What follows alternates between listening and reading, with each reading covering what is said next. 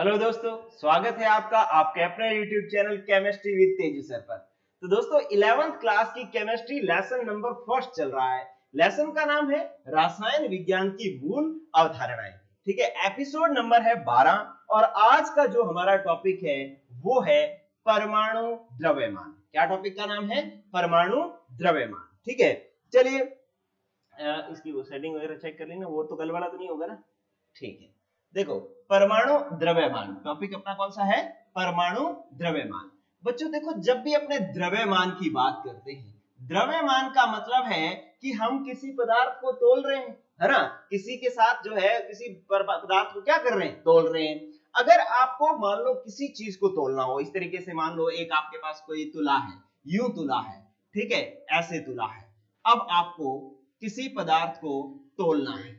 तोलना है तो आप क्या करते हो? आप क्या करते हो बच्चों? एक तरफ तो उस पदार्थ को रख देते हो जिसको आपने तोलना है। मान लो ये आपको किसी तरबूज को तोलना था, ठीक है, वाटरमेलन को तोलना था, तो ये आपने इस साइड वाटरमेलन रख दिया। और दूसरी तरफ क्या करते हो? आप एक एक किलो के बाट रखते हो। एक बाट रखा, दो बाट रखे, तीन बाट रखे, चार रखे और पांच रखे ना, तब ये दोनों बराबर हो गए। तब हमने ये कहा कि ये जो वाटरमेलन है ये 5 किलो का है ना। इस तरीके से मतलब किसी चीज को अपने द्रव्यमान का मतलब किसी पदार्थ को हम तोल करके तो द्रव्यमान निकालते ना। और वो तोल किसके सापेक्ष रहे हैं? किसी भी बाट के सापेक्ष तोल रहे हैं। ठीक है, तो इसका मतलब है कि जब आप परमाणु को तोलोगे, परमाणु द्रव्यमान मतलब परमाणु को तोलना है।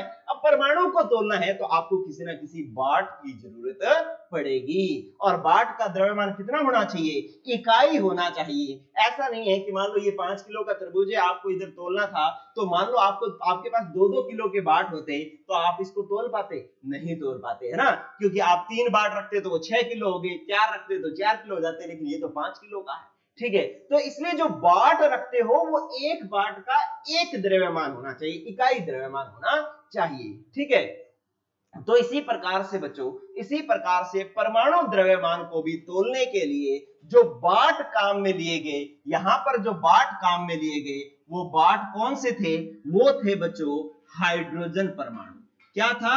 हाइड्रोजन परमाणु। और हाइड्रोजन परमाणु के एक परमाणु का जो है वो द्रव्यमान कितना मान लिया गया?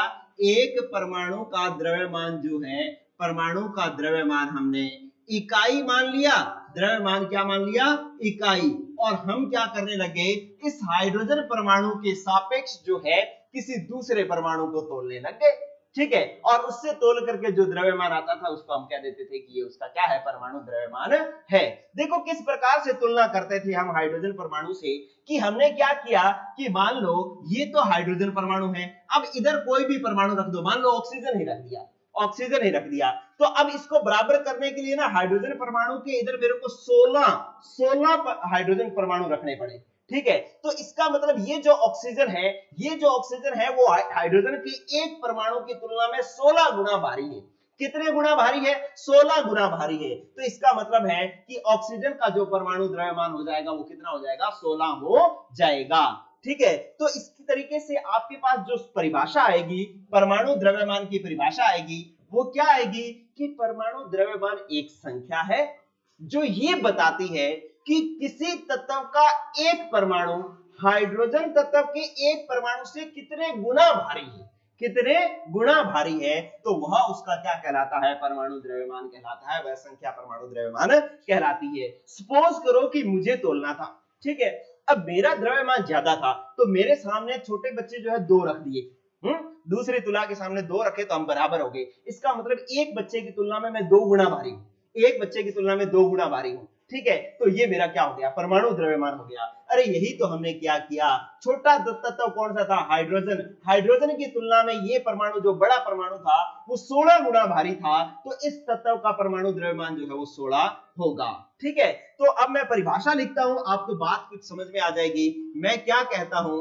मैं कहता हूं बच्चों कि परमाणु द्रव्यमान, परमाणु द्रव्यमान वह संख्या होती है, वह संख्या होती है जो जो यह बताती है कि, यह बताती है कि किसी किसी तत्व का एक परमाणु, किसी तत्व का एक परमाणु हाइड्रोजन तत्व के कितने गुना भारी है, कितने गुना भारी है। ठीक है, तो इस प्रकार से जो है आप परमाणु द्रव्यमान की परिभाषा बता सकते हैं। क्या किया आपने, क्या किया, बिल्कुल आसान सी परिभाषा है, कहीं भी आपको परेशान होने की जरूरत नहीं है, कहीं भी आपको रटने की जरूरत नहीं है। आपने ये कहना है कि भैया किसी तत्व का एक परमाणु हाइड्रोजन तत्व के एक परमाणु की तुलना में जितने गुना भारी होगा, अरे जितने गुना भारी होगा वही जो है वो परमाणु द्रव्यमान कहलाएगा। तो मैं परिभाषा बोल रहा हूं, परमाणु द्रव्यमान वह संख्या होती है जो यह बताती है कि किसी तत्व का एक परमाणु हाइड्रोजन तत्व के एक परमाणु से, एक हाइड्रोजन तत्व के एक परमाणु से कितने गुना भारी है। ठीक है, तो इस प्रकार से जो है आप परमाणु द्रव्यमान की परिभाषा लिख सकते हैं।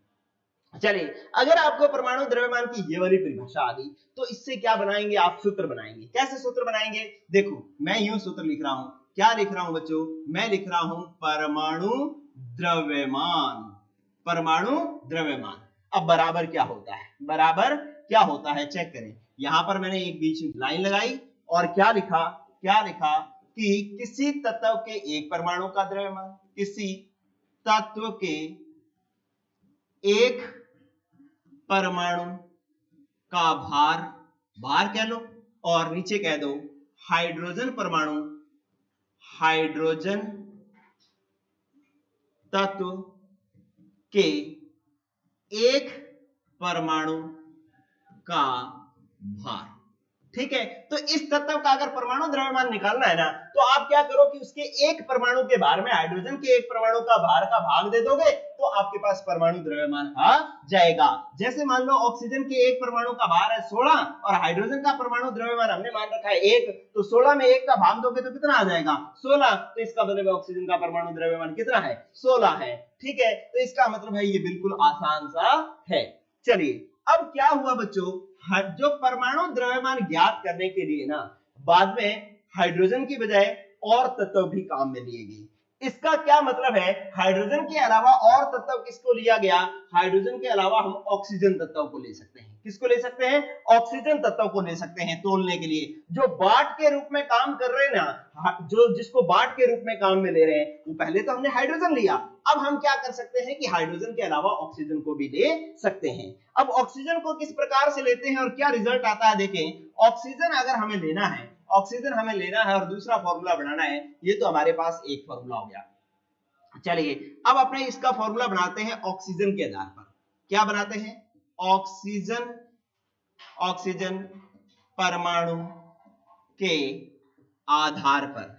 अगर ऑक्सीजन परमाणु को अगर बाट के रूप में काम में लेना है तो बच्चों सुन लो, आप सीधा ऑक्सीजन नहीं ले सकते, क्योंकि एक ऑक्सीजन का भार होता है 16। एक ऑक्सीजन का भार कितना होता है 16। अब मान लो कोई 8 किलो की चीज तोलनी है तो आप 16 जो है एक परमाणु जो है जिसका भार 16 है, तो ऑक्सीजन की तुलना में ऑक्सीजन के साथ आप दूसरे परमाणु को नहीं तोल सकते ना, जिसका भार 8 ही है या जिसका भार 5 है, जिसका भार 7 है, हम उसको ऑक्सीजन के सापेक्ष कैसे तोलेंगे। अरे आपने उस तत्व को रखा जिसको तोलना है, दूसरी तरफ हमने किसको रखा, मान लो इसका भार 5 ही था, हमने दूसरी तरफ ऑक्सीजन रखा, ऑक्सीजन का 16 है, वो तुला यूं हो जाएगी। अब ये तुल पाएगा क्या, नहीं तुल पाएगा। इसका मतलब अगर ऑक्सीजन को लेना है बाट के रूप में तो सीधा ऑक्सीजन नहीं ले सकते, ऑक्सीजन का हमें एक टुकड़ा लेना पड़ेगा, एक टुकड़ा लेना पड़ेगा और पूरे ऑक्सीजन परमाणु का एक टुकड़ा लेना पड़ेगा, और ऐसा टुकड़ा लेना पड़ेगा जिसका भार जो है वो 1 बने, जिसका भार 1 बने। अब वो देखिए कैसे बनेगा, कैसे बनेगा चेक करो बच्चों। मैंने क्या किया कि ये मेरे पास एक ऑक्सीजन का परमाणु था, यूं था ऑक्सीजन, ये पूरा का पूरा ऑक्सीजन परमाणु था। ठीक है, अब मैंने क्या किया, इसके बराबर 16 टुकड़े कर लिए। क्या कर लिए, 16 टुकड़े कर लिए। ये लो, ऐसे मैंने क्या कर लिए, इसके 16 टुकड़े कर लिए, ऐसे ये लो।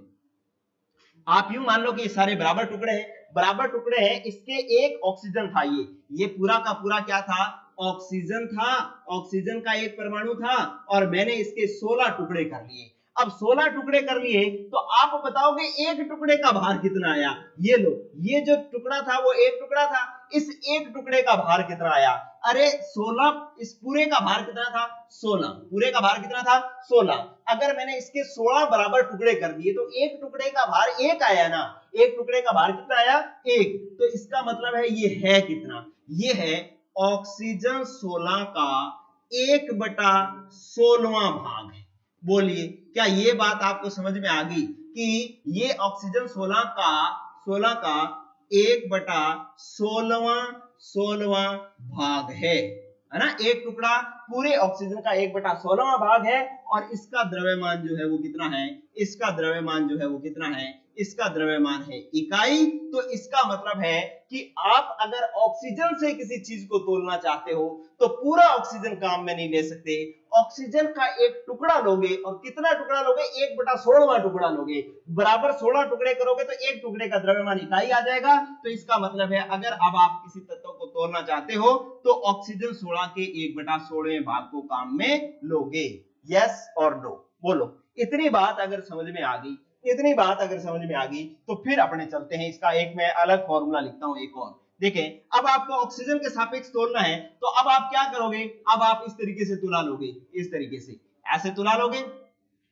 चलिए अब क्या करो कि जिस तत्व को तोलना है, मान लो नाइट्रोजन को तोलना है, तो एक तरफ नाइट्रोजन रखी और दूसरी तरफ क्या रखोगे, आप यहां पर ऑक्सीजन रखोगे कि ऑक्सीजन का 1/16वां भाग रखोगे। सीधा ऑक्सीजन तो नहीं रख सकते ना, आपको क्या करना पड़ेगा, ऑक्सीजन 16 का 1/16वां भाग रखना पड़ेगा। अरे ऑक्सीजन 16 का 1/16वां भाग रखना पड़ेगा तब ये तुलेगा, सीधा ऑक्सीजन रखोगे तो नाइट्रोजन नहीं तुलेगा। ठीक है, तो अब आपके पास क्या परिभाषा बनी, अब आप परिभाषा मत लिखो, सीधा सूत्र लिख लो। ठीक है, अब आप सीधा सूत्र लिख लो, ऑक्सीजन के आधार पर परमाणु द्रव्यमान का सूत्र लिखो। देखो परमाणु द्रव्यमान, ऑक्सीजन के आधार पर परमाणु द्रव्यमान, मैं फॉर्मूला लिख रहा हूं, क्या फॉर्मूला बनेगा, देखिए क्या बनेगा। चलिए मैंने यू लिखा, ऐसे लिखा। अब क्या करेंगे अपने, किसी एक तत्व का परमाणु, किसी एक तत्व, किसी तत्व के एक परमाणु का भार बटा में ऑक्सीजन 16। ऑक्सीजन 16 क्यों लिख रहा हूं कि वो ऑक्सीजन जिसका 16 भार है, वो ऑक्सीजन जिसका भार कितना है 16, तो उस ऑक्सीजन का, ऑक्सीजन 16 का 1/16वें भाग का भार क्या है, ऑक्सीजन 16 के 1/16वें भाग का भार। ठीक है, तो इससे आप भाग दोगे तो परमाणु द्रव्यमान आ जाएगा। इस प्रकार से हमने ऑक्सीजन के आधार पर जो है हमने ये परिभाषा, ये सूत्र जो है वो बना दिया। देखो यहाँ पर मैं ओ लिख रहा हूं तो कई बार नए बच्चे होते हैं, साइंस नई नई ली होती है, इस तरीके के सिंबल जो है वो समझ में नहीं आते, वो बाद में जब मैं बोल रहा हूं तब तो इसको ऑक्सीजन सुन रहे हैं, लेकिन बाद में कहेंगे कि सर ये 0-16 लिख दिया, इसका क्या मतलब है। अरे ये 0-16 नहीं है, ये ऑक्सीजन 16 है। ठीक है, तो इसलिए मैं इसको ऐसे लिख देता हूं, कहीं आपको दिक्कत नहीं हो, इसलिए मैं इसको लिख देता हूं, ये लो मैं यहां पर लिख देता हूं ऑक्सीजन, ऑक्सीजन 16 का 1/16वें भाग का भार। ठीक है, तो इस प्रकार से ऑक्सीजन के आधार पर भी हम परिभाषा दे सकते हैं। चलिए अब एक और परिभाषा बनाओ, एक और परिभाषा बनाओ, और वो परिभाषा या फॉर्मूला बनाओ, वो किसके आधार पर बनाना है आपने, कार्बन के आधार पर। किसके आधार पर बनाना है, कार्बन के आधार पर बनाना है। अब कार्बन के आधार पर कौन से नंबर फॉर्मूला हो गया, तीसरे नंबर, और अब जो यूज होता है वो कार्बन 12 का यूज होता है। ठीक है, इसी के आधार पर अपने ज्ञात करते हैं। तो अब कार्बन 12 को अगर बाट के रूप में काम में लेना है, अगर आपको कार्बन 12 काम में लेना है तो आप क्या करो, कार्बन 12 का मतलब वो कार्बन जिसका भार कितना है 12 है, वो कार्बन जिसका भार कितना है 12 है। ठीक है, तो ये क्या है, ये एक कार्बन का परमाणु है जिसका भार है 12, तो ये है कार्बन 12। ठीक है, अगर मुझे इसको बाट के रूप में तो काम में लेना है तो सीधा का सीधा कार्बन 12 काम में ले सकता हूं क्या, नहीं, 3 वाला कैसे तोलूंगा, 7 वाला कैसे तोलूंगा, 15 वाला कैसे तोलूंगा, नहीं तोल पाऊंगा। तो इसका मतलब कार्बन का वो टुकड़ा लेना पड़ेगा हमें जिसका भार इकाई हो, जिसका भार इकाई हो। अब एक द्रव्यमान वाला कार्बन का टुकड़ा लेना है तो कार्बन 12 के बराबर टुकड़े कर लूं और फिर एक टुकड़ा निकाल लूं, तो एक टुकड़े का भार जो है वो 1 हो जाएगा और मैं उसको बाट के रूप में काम में ले पाऊंगा। चलिए तो फिर मैं क्या करता हूं बच्चों, क्या करता हूं, ये लो मैं इसके बराबर 12 टुकड़े कर लेता हूं, ये लो, ये लो। ठीक है, बराबर 12 टुकड़े कर लेता हूं।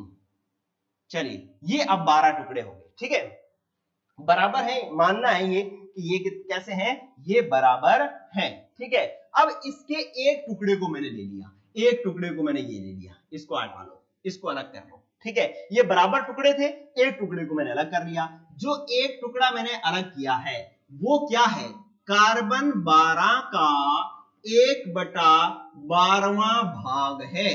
अरे हाँ या ना, ये कार्बन 12 का क्या है, 1/12वां भाग है। और इसका द्रव्यमान कितना होगा, इसका जो द्रव्यमान होगा वो होगा बच्चों, कितना होगा, इकाई होगा। इसका द्रव्यमान क्या होगा, इकाई होगा। तो अब इस टुकड़े को मैं, एक टुकड़े को जो है मैं बाट के रूप में काम में ले सकता हूं, पूरे कार्बन 12 को जो है बाट के रूप में काम में नहीं ले सकता, ठीक है। तो इसका मतलब कार्बन के आधार पर जो फॉर्मूला बनेगा वो फॉर्मूला इस प्रकार से बन जाएगा। अब आपको मैं तीसरा फॉर्मूला लिख करके दे रहा हूं, क्या, तीसरा फॉर्मूला, परमाणु द्रव्यमान, परमाणु द्रव्यमान बराबर क्या हो जाएगा, क्या हो जाएगा बच्चों, ये लगाई लाइन, फिर कहोगे क्या, किसी तत्व के एक परमाणु का द्रव्यमान, किसी तत्व के एक परमाणु का द्रव्यमान बटा में, द्रव्यमान या भार कह लो, एक ही बात है, ठीक है। अपने पास तो एक ही बात है, अपने कोई ज्यादा अंतर नहीं है, फिजिक्स में अंतर कर लेते हैं, ठीक है, द्रव्यमान और भार में अपने नहीं करेंगे। अब क्या होगा, यहां पर लिखेंगे कार्बन 12, मतलब वो कार्बन जिसका 12 भार है, कार्बन 12 के 1/12वें भाग का भार, ठीक है। तो इस प्रकार से परमाणु द्रव्यमान, किसी एक तत्व के परमाणु द्रव्यमान में कार्बन 12 के 1/12वें भाग का भार दोगे तो आपके भाग दोगे तो जो है आपके पास क्या आ जाएगा, उस तत्व का परमाणु द्रव्यमान आ जाएगा, ठीक है बच्चों। तो इतनी बात जो है हमने सीख ली। अब इसके अंदर स्टार डाल करके बातें समझनी है। एक बात तो ये समझनी है कि आज के समय में आपको कहे कि न्यूनतम जो पैमाना है वो क्या है परमाणु द्रव्यमान ज्ञात करने का, तो कार्बन 12 का 1/12वां भाग है।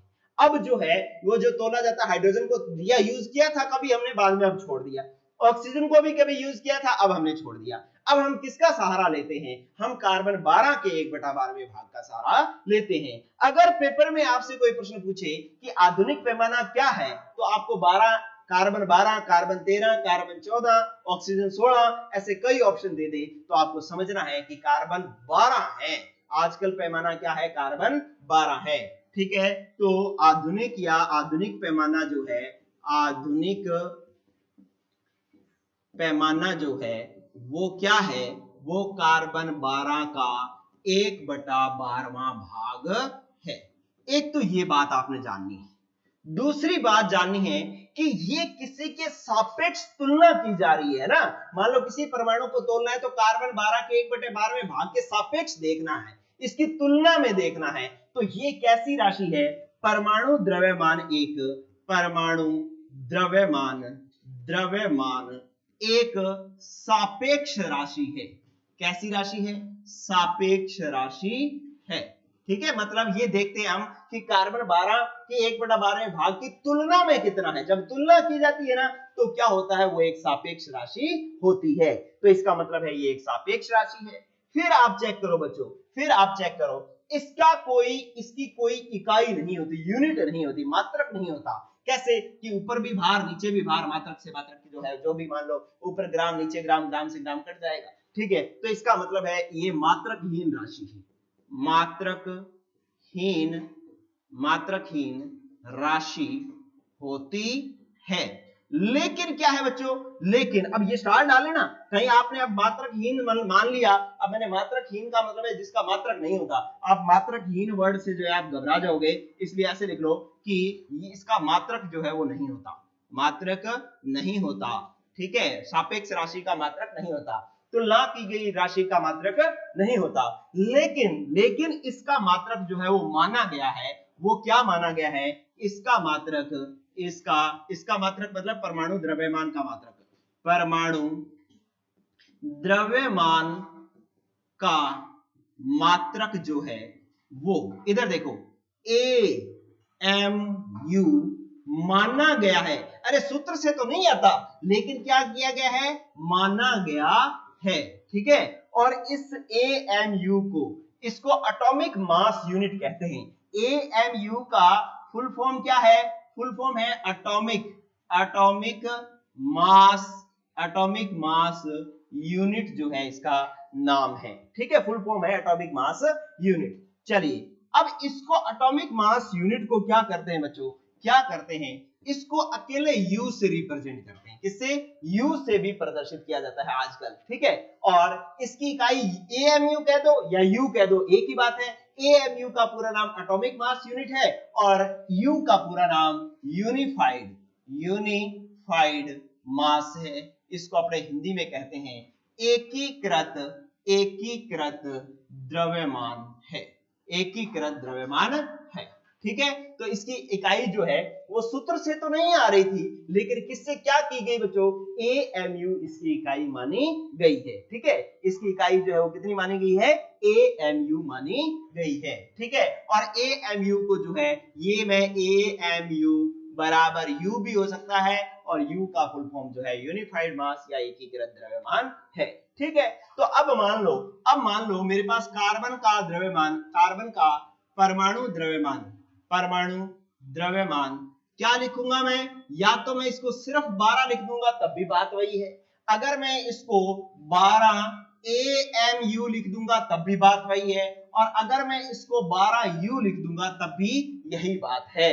ठीक है, तो परमाणु द्रव्यमान, कार्बन का परमाणु द्रव्यमान जो है 12 है, 12 AMU है या 12 U है, एक ही बात है। चलिए, अगर मान लो कोई और एग्जांपल आपने लेना है, अगर कोई और एग्जांपल लेना है, तो आपने लिखा ऑक्सीजन का परमाणु द्रव्यमान ये कितना है, 16 है। आपने 16 लिखा, 16 AMU लिखा, 16 U लिखा, बात एक ही है। ठीक है, ध्यान रखना कि आप इसको कहीं ऐसे मत कह देना कि सर ये 12 सारा आ रहा है तो 12 ग्राम भी इसके बराबर ही होगा। नो, ग्राम इसके बराबर नहीं है, ग्राम तो एक अलग चीज है, वो मैं आपको अलग से बताऊंगा अभी।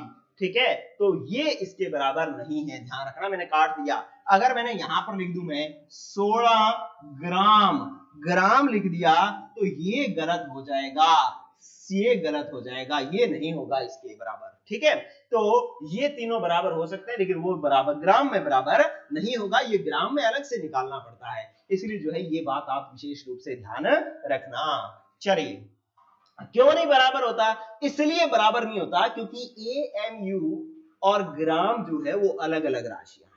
ठीक है, कैसे कैसे है अलग अलग, इधर देखो, इस तरीके से अलग अलग है। आपको मैं अगर ग्राम और AMU में संबंध बताऊं तो एक AMU या U बराबर होता है 1.66056 इंटू 10 की पावर -24 ग्राम।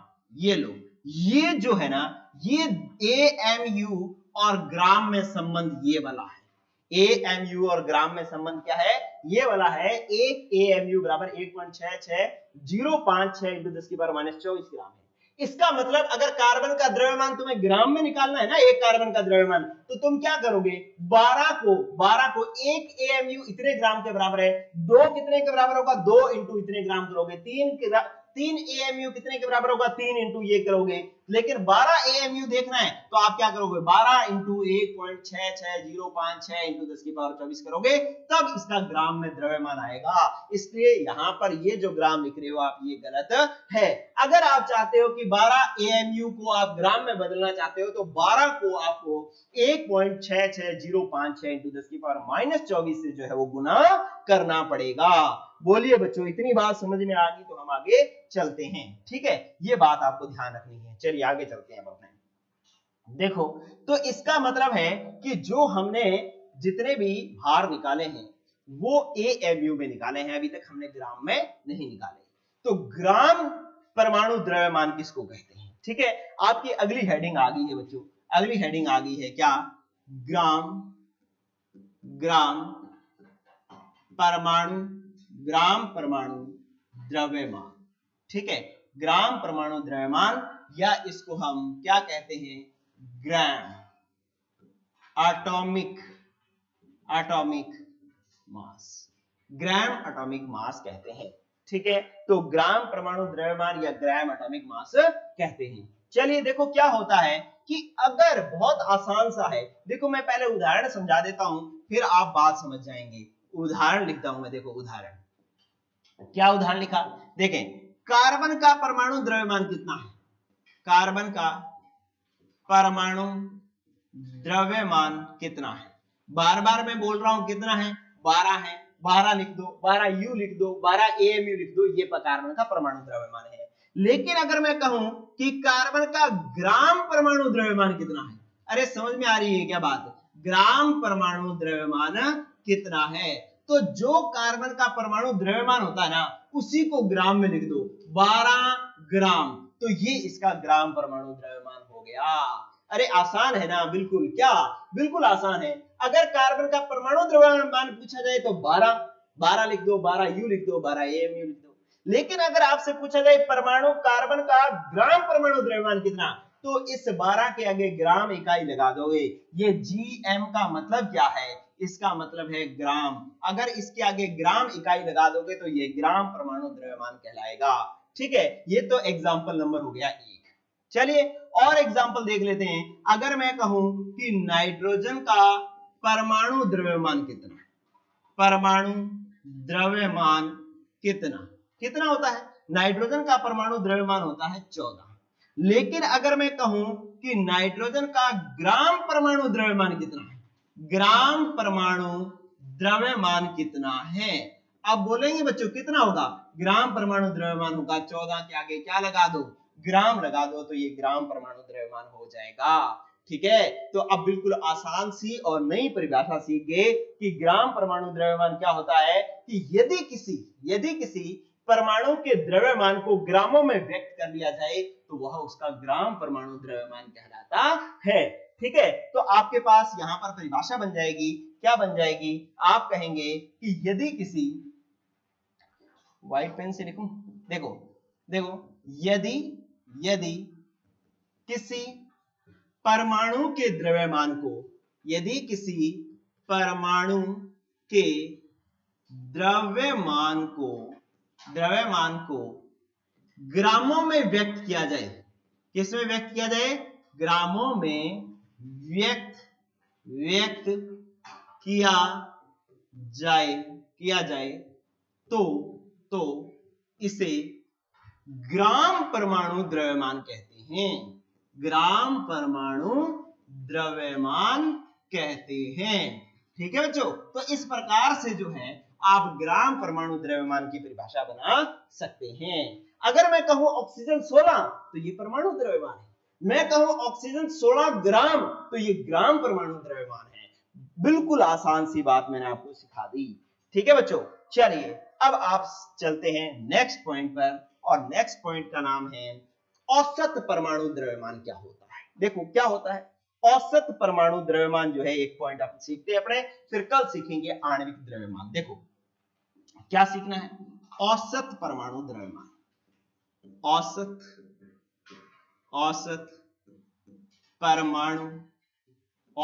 परमाणु द्रव्यमान। ठीक है, इसको एवरेज एटॉमिक मास कहते हैं। क्या कहते हैं, एवरेज एटॉमिक मास कहते हैं, एवरेज एटॉमिक मास कहते हैं। ठीक है, तो ये अब आपको समझना है कि औसत परमाणु द्रव्यमान या एवरेज एटॉमिक मास क्या होता है। ठीक है बच्चों, चलिए एक आपको मैं बार बार कई बार एक बात कहता होता हूं कि औसत परमाणु मतलब समस्थानिक, एक शब्द बोलता होता हूं बार बार, कई बार बोला मैंने समस्थानिक, कुछ आपको पता हो लगा होगा, मैं आपको दोबारा बताने की कोशिश करता हूं। ठीक है, कि क्लोरीन एक परमाणु है, क्लोरीन, अब औसत परमाणु द्रव्यमान क्या होता है समझ में आ जाएगा।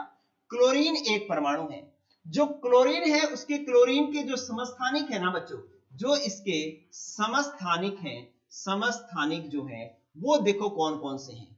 क्लोरीन के दो समस्थानिक होते हैं, एक तो होता है 17 क्लोरीन 35 और एक होता है 17 क्लोरीन 37। दो जो है वो क्लोरीन दो प्रकार के होते हैं। 17 और 17 ये तो है इसके परमाणु क्रमांक, और ऊपर जो 35 और 37 लिखे हुए हैं ये इसके परमाणु द्रव्यमान। मतलब ये दोनों तत्व ऐसे हैं जिनके परमाणु क्रमांक तो समान है लेकिन परमाणु द्रव्यमान अलग अलग हैं, तो ये दोनों उसके क्या हो गए, समस्थानिक हो गए। ठीक है, तो समस्थानिक वर्ड समझे कि एक ही तत्व होता है लेकिन उसके परमाणु द्रव्यमान अलग अलग होते हैं, तो उसे अपने समस्थानिक कहते हैं। और भी एग्जांपल अपने देखा था, क्या होता था 1H1 1H2 1H3, मतलब है तो हाइड्रोजन हाइड्रोजन हाइड्रोजन ही, लेकिन एक का परमाणु द्रव्यमान एक है, एक का दो है, एक का तीन है, तो तत्व एक ही होता है लेकिन उसके परमाणु द्रव्यमान अलग अलग होते हैं, उसको अपने समस्थानिक कहते हैं। तो ये आपके पास ये जो है मैंने क्लोरीन के दो समस्थानिक लिखे। ठीक है, जो क्लोरीन 35 है ना, वो प्रकृति में जो क्लोरीन 35 है वो बच्चों क्लोरीन 35 जो है वो प्रकृति में कहें तो 75% पाया जाता है। ठीक है, कितना परसेंट पाया जाता है, 75% पाया जाता है। जो अब वायुमंडल के अंदर क्लोरीन 35 है, क्लोरीन के दो रूप पाए जा रहे हैं, एक 35 वाला एक 37 वाला, लेकिन 35 वाला कितने परसेंट पाया जा रहा है, 75% पाया जा रहा है। और ये जो क्लोरीन 37 है ये प्रकृति में जो है वो 25% पाया जा रहा है। अगर मैं इन दोनों का अनुपात निकालूं तो 75 और 35 का अनुपात कितना आ जाएगा, 25 या 75, तो 3:1 में पाया जा रहा है। कितने अनुपात में पाया जा रहा है, 3:1 में क्लोरीन पाया जा रहा है। मतलब क्लोरीन 35 3 गुना पाया जाता है, क्लोरीन 37 1 गुना पाया जाता है। ठीक है, तो अब हम अगर मैं तो सिर्फ क्लोरीन जानना चाहता हूं, तो सिर्फ क्लोरीन का परमाणु द्रव्यमान जानना चाहता हूं, ना 35 ना 37, तो मैं इन दोनों का जो है औसत परमाणु द्रव्यमान निकाल लूंगा। क्या करूंगा, मैं इन दोनों का औसत परमाणु द्रव्यमान निकाल लूंगा। तो मैं इसका औसत परमाणु द्रव्यमान देखो कैसे निकालता हूं, देखो कैसे निकालता हूं बच्चों, मैं इसका निकालता हूं औसत परमाणु द्रव्यमान। देखो इधर समझो बात, ये आपको कहीं भी काम में लेना पड़ सकता है। आपको क्या करना है, ये जो द्रव्यमान है ये और इसका जो अनुपात है ये, इन दोनों को गुणा करो। इसका द्रव्यमान है वो 37, इसको, और इसका जो अनुपात है इसको, इन दोनों को आपस में गुणा करो। दोनों को, इसको गुणा करो, इनको गुणा करो, दोनों को जोड़ लो और दोनों को जोड़ करके कुल अनुपात का भाग दे दो। कैसे करो, ऐसे करना है आपको। इधर देखें क्या करना होगा, आपके पास जो 35 है, ठीक है, जो अनुपात 35 में है वो कितना पाया जा रहा है, कितने अनुपात है उसका, 3, तो 35 × 3 कर लो। फिर प्लस करो, जो 37 है वो कितने गुना पाया जा रहा है, 1 अनुपात में पाया जा रहा है, तो 37 × 1, और बटा में अनुपातों का योग कर दो। अनुपात 3:1 था, तो आप 3 + 1 कर दो, अनुपातों का योग कर दो। ठीक है, तो अब क्या हो जाएगा, अब ये हो जाएगा 35 को 3 से गुणा करोगे तो 3 × 5 = 15, 3 × 3 = 9, 9 और 1 10, मतलब 105 हो गया। ठीक है, और प्लस क्या हो जाएगा 37, बटा में क्या आ जाएगा 3 + 1 4, ये कितना हो जाएगा 142, 37 + 5 42, 128, तो डिवाइड किया 4 से, तो ये लगभग कितना आ जाएगा, ये आ जाएगा 35.5 आ जाएगा। तो ये जो है ये 35.5 जो है ये उसका औसत परमाणु द्रव्यमान है। ठीक है, तो अब आपको सीख लेना है औसत परमाणु द्रव्यमान कैसे निकालना है, कि जिस कोई तत्व का जो भार जितने अनुपात में पाया जा रहा है उस भार को उतने अनुपात से गुणा कर लो, दूसरा जितना पाया जा रहा है उसका उसके अनुपात के साथ गुणा कर लो, और बटा में अनुपातों का योग कर लो, तो आप जो आंसर आएगा वो आ जाएगा औसत परमाणु द्रव्यमान। ठीक है, आप चाहो तो इसको इस तरीके से भी लिख सकते हो, इस तरीके से भी लिख सकते हो। क्या होगा कि औसत परमाणु द्रव्यमान बराबर क्या होगा। ठीक है, उस औसत परमाणु द्रव्यमान बराबर क्या हो जाएगा, आप कहोगे कि एक समस्थानिक का द्रव्यमान इंटू उसके पाए जाने का अनुपात, फिर प्लस कर दो दूसरे समस्थानिक, ठीक है, समस्थानिक, आपको यहां पर नीचे लिखता हूं मैं ताकि समझ में आ जाए, देखो वो बड़ा रह जाएगा थोड़ा। देखें आपका इसका फॉर्मूला लिख रहा हूं मैं, क्या होएगा इसका फॉर्मूला, मैं कह रहा हूं कि एक समस्थानिक का द्रव्यमान मतलब परमाणु द्रव्यमान गुणा में उसके पाए जाने का अनुपात, फिर प्लस करो दूसरे समस्थानिक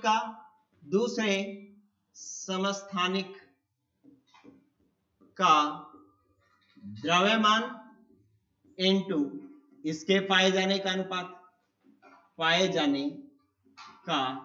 अनुपात, ठीक है। और डिवाइड क्या कर दो, डिवाइड कर दो अनुपातों का योग, डिवाइड क्या कर दो अनुपातों का योग, ठीक है। तो इस प्रकार से जो है आप इसका औसत परमाणु द्रव्यमान निकाल सकते हैं, ठीक है बच्चों। इस प्रकार से हम औसत परमाणु द्रव्यमान निकाल सकते हैं। तो ठीक है बच्चों, तो आज के लिए आज की क्लास के अंदर जो हमने चीजें सीखी वो क्या चीजें सीखी, एक तो आपने सीखा औसत परमाणु द्रव्यमान, एग्जाम्पल भी देखा किस प्रकार से औसत परमाणु द्रव्यमान निकालते हैं।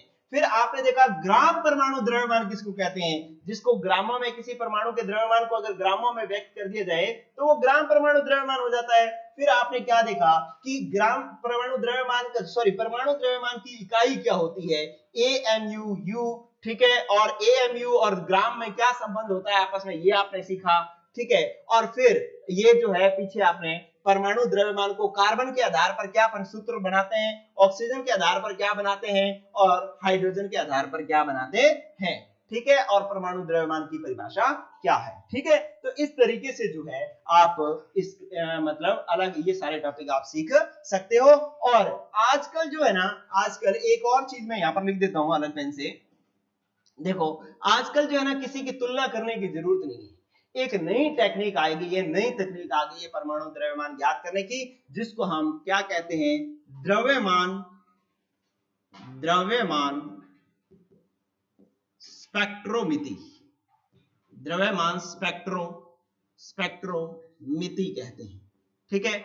द्रव्यमान स्पेक्ट्रोमिति जो है एक नई तकनीक आ गई है, इस तकनीक की सहायता से सीधा ही जो है परमाणु द्रव्यमान ज्ञात कर लिया जाता है, परमाणु द्रव्यमान जो है वो ज्ञात कर लिया जाता है, ये सब झंझट जो है वो करना ही नहीं पड़ता, ठीक है। तो आजकल मास स्पेक्ट्रोस्कोपी, इंग्लिश में क्या कहते हैं, द्रव्यमान स्पेक्ट्रोमिति को क्या कहते हैं, मास स्पेक्ट्रोस्कोपी कहते हैं, इसकी सहायता से आजकल परमाणु द्रव्यमान डायरेक्ट ही ज्ञात कर लिया जाता है, ठीक है बच्चों। तो इस प्रकार से ये परमाणु द्रव्यमान की आज एक क्लास पूरी हुई।